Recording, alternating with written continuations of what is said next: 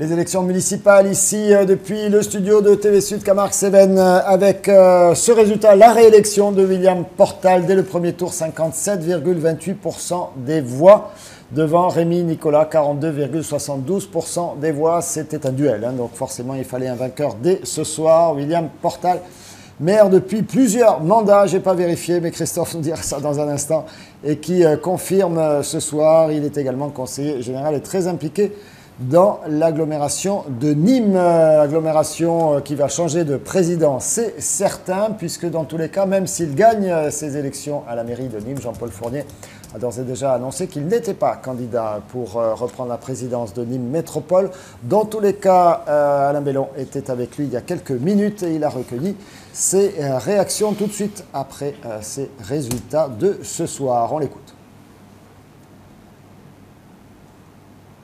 Ah, pardon. On m'a pas. Voilà, j'étais certain que nous l'avions déjà. On ne l'a pas encore. On va vous dérouler quelques informations. Christophe, c'est à vous. Allez, on va essayer de donner quelques résultats avec le rappel, peut-être. Je ne sais pas si vous avez donné ces chiffres tout à l'heure, Pierre-Paul, concernant la commune de Caveyrac, avec ce soir la liste de Gérard Trochesec, qui arrive avec 40,9% des suffrages exprimés. Il devance la liste d'Anthony Alarcon d'Hiver Gauche avec 34,6% des voix. La troisième place revient au d'Hiver Droite, Jean-Luc Chaput avec 24,5% des suffrages. Du côté de Calvisson, la première place revient à la liste d'André Sauzed avec 44,4% des voix. C'est assez disputé pour la deuxième place puisque le maire sortant, Denis Roche, obtient 23% des suffrages contre 22,3% à la liste défendue par Jean-Philippe Pascal, tête de liste d'Hiver Gauche. La quatrième place revient à Cédric Cadoreille qui sera en position de se maintenir avec 10,4% des voix, Pierre-Paul. Et puis ça y est, on a retrouvé le fichier. Il fallait un petit peu de temps pour qu'il arrive jusqu'à la bonne machine. L'interview de Jean-Paul Fournier par Alain Bellon. Jean-Paul Fournier plutôt satisfait de son score. On l'écoute.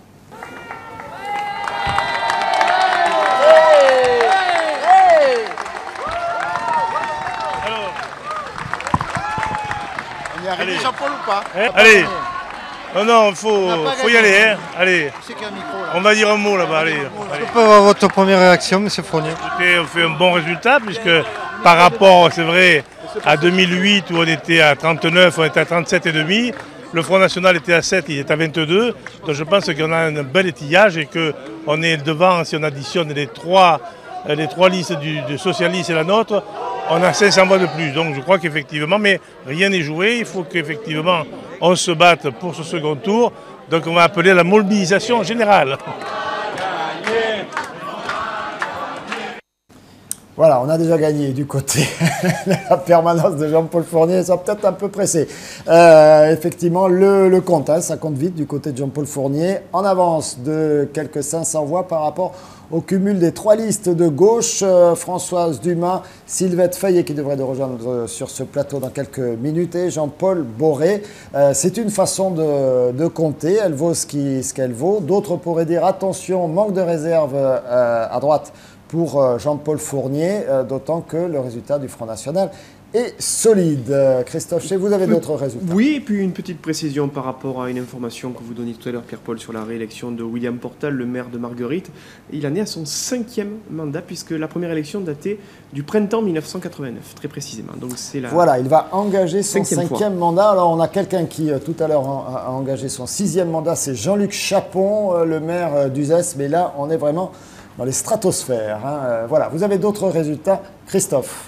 Allez, on va donner quelques résultats toujours dans le Gard avec l'élection de Pilar Chalessin qui est élu maire du côté d'Aubé, du côté d'Aramon, dans le Gard rhodanien. Ce soir, Michel Pronesti, candidat d'Hiver Gauche, obtient 45,7% des suffrages. La deuxième place revient à Pierre Laguerre, candidat d'Hiver Droite avec 31,3% des voix.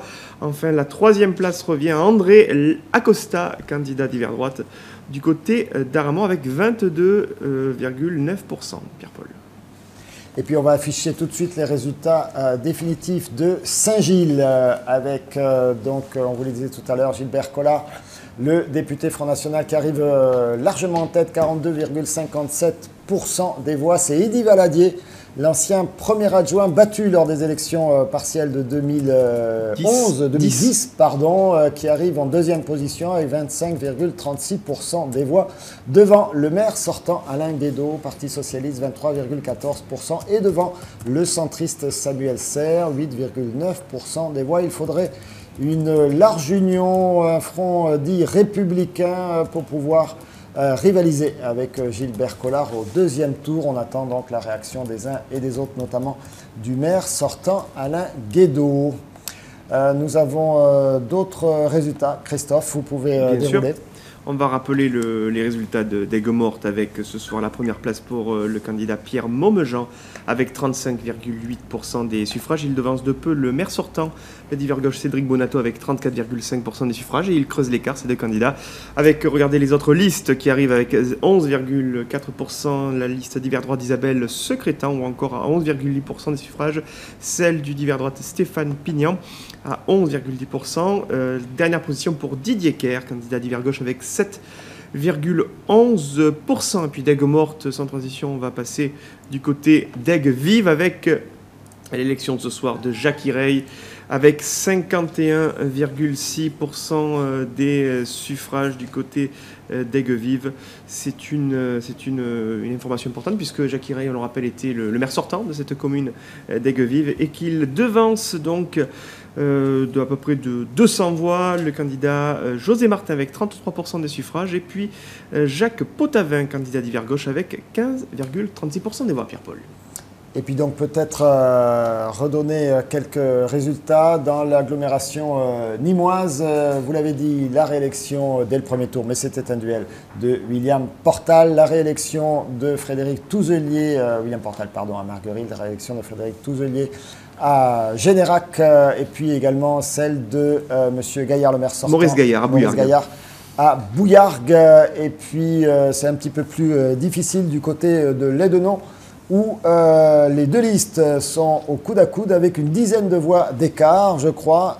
Vous avez des précisions là-dessus, Christophe? Oui, je comptais vous donner les résultats d'Anduze, mais en effet, on nous annonce 10 voix d'écart entre le maire sortant, M. Fricon, qui serait devancé d'une douzaine de voix par son principal adversaire. Si vous me laissez quelques secondes, je peux vous donner les chiffres. On va détailler tout ça. Vous allez, parce que là on s'embrouille un petit peu, ça nous arrive, c'est normal, au moins une fois dans la soirée, vous annoncez des résultats. Ce sont des résultats définitifs, en tout cas, Pierre-Paul, puisqu'on rappelle, il n'y avait que 2 listes qui étaient engagées sur cette commune garnoise de Lédenon que l'on s'est très suivi.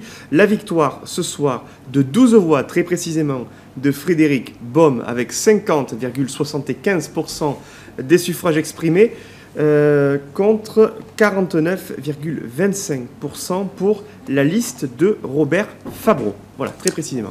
Voilà, et moi je peux vous donner un résultat d'une commune importante proche de Montpellier, c'est celle de Latte, avec le maire sortant Cyril Meunier qui est à 49,06% ce soir. Il dévance donc ses rivaux à droite et Front National. Il rate l'élection au premier tour de quelques voix. Cyril Meunier, pendant que Laurent Burgois va nous rejoindre sur le plateau. Laurent Burgois, conseiller général UMP et membre bien sûr de la liste de Jean-Paul Fournier. Bonsoir monsieur Laurent Burgois, bienvenue. Merci d'avoir accepté notre invitation.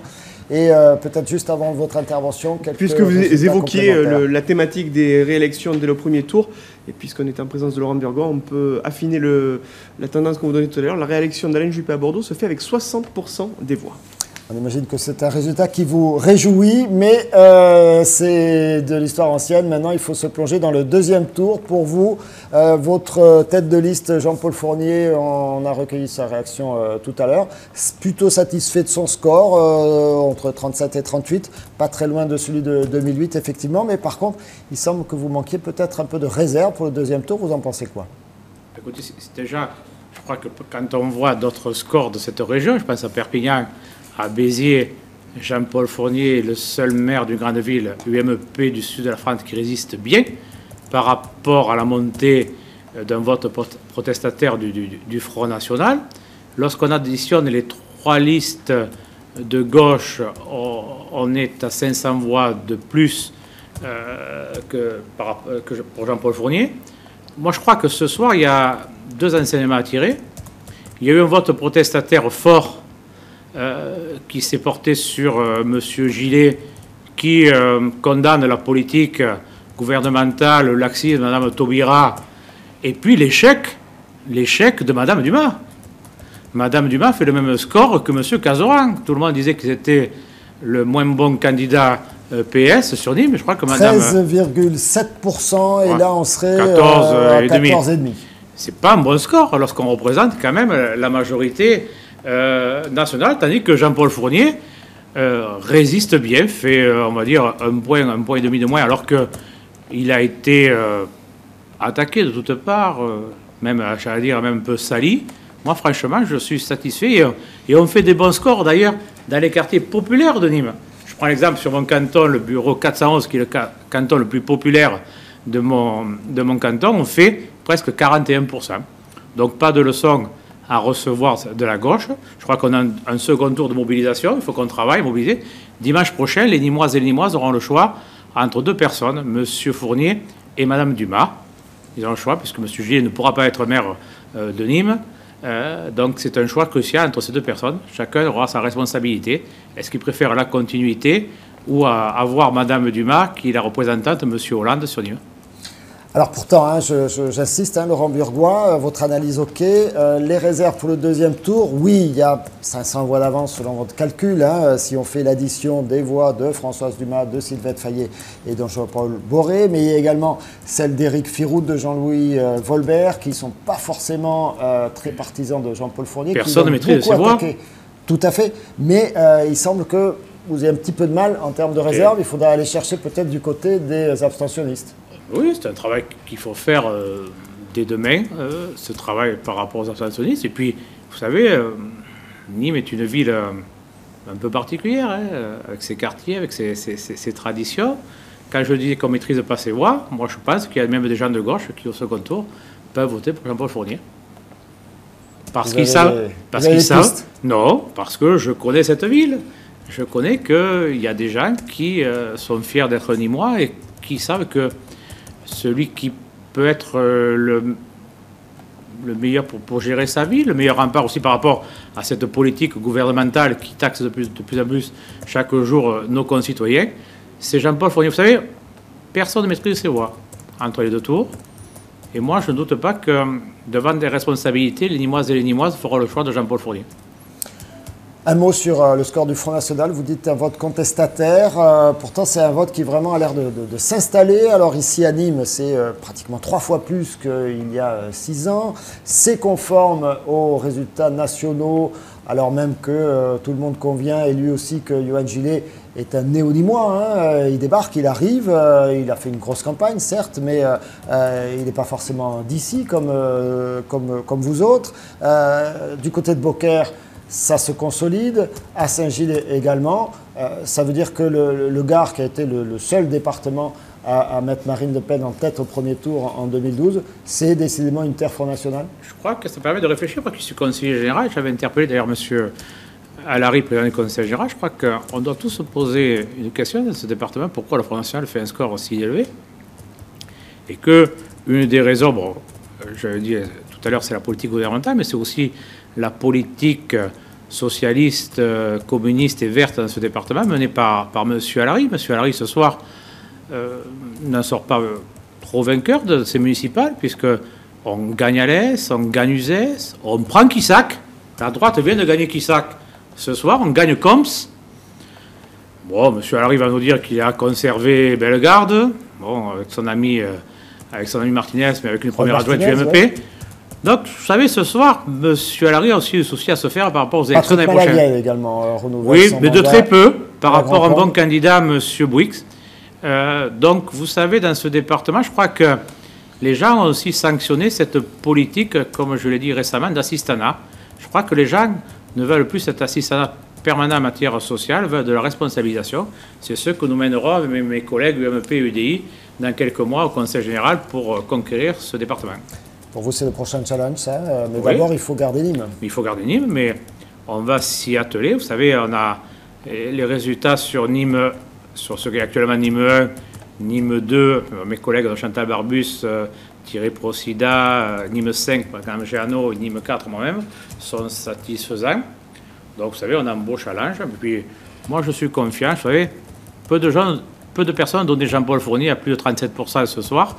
Moi, j'entendais beaucoup de gens le donner entre 32 et 34. Vous savez, quand vous voyez dans la région les résultats, je pense que Jean-Paul Fournier, ce soir, peut être fier du score qu'il a fait sur Nîmes après 13 ans de mandat.